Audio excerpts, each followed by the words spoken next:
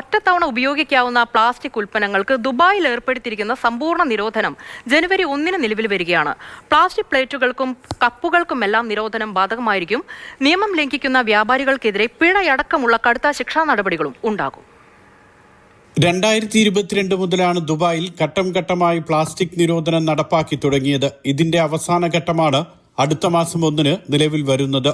ഒറ്റത്തവണ ഉപയോഗിക്കുന്ന പ്ലാസ്റ്റിക്കുകൾ ഉൽപ്പാദിപ്പിക്കാനോ വിതരണം ചെയ്യാനോ പാടില്ല.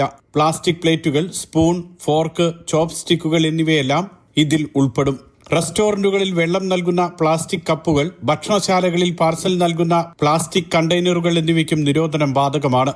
പോളിസ്റ്ററീൻ കപ്പുകൾ, പ്ലേറ്റുകൾ, കണ്ടെയ്നറുകൾ, പ്ലാസ്റ്റിക് സ്പൂണുകൾ, പ്ലാസ്റ്റിക് കോട്ടൺ ബഡുകൾ, ടേബിൾ കവറുകൾ, ജ്യൂസ് കുടിക്കുന്ന സ്ട്രോകൾ എന്നിവയ്ക്കെല്ലാം നേരത്തെ നിരോധനം ഏർപ്പെടുത്തിയിരുന്നു. ദുബായ് കിരീടാവകാശി Sheikh Hamdan bin Mohammed bin Rashid Al മക്തൂമാണ് പ്ലാസ്റ്റിക് നിരോധന വിവരങ്ങൾ പുറത്തുവിട്ടത്. നിരോധനത്തിന്റെ ഭാഗമായി ദുബായ് മുനിസിപ്പാലിറ്റി വ്യാപകമായ ബോധവൽക്കരണ പരിപാടികൾ നടത്തും. ജനുവരി 1 ശേഷം ഉദ്യോഗസ്ഥരുടെ നേതൃത്വത്തിൽ പരിശോധനകളും ശക്തമാക്കും. നിയമലംഘനങ്ങൾ കണ്ടെത്തിയാൽ നടപടി സ്വീകരിക്കുമെന്നും ദുബായ് മുനിസിപ്പാലിറ്റി അധികൃതർ അറിയിച്ചു. Mathrubhumi news, Dubai.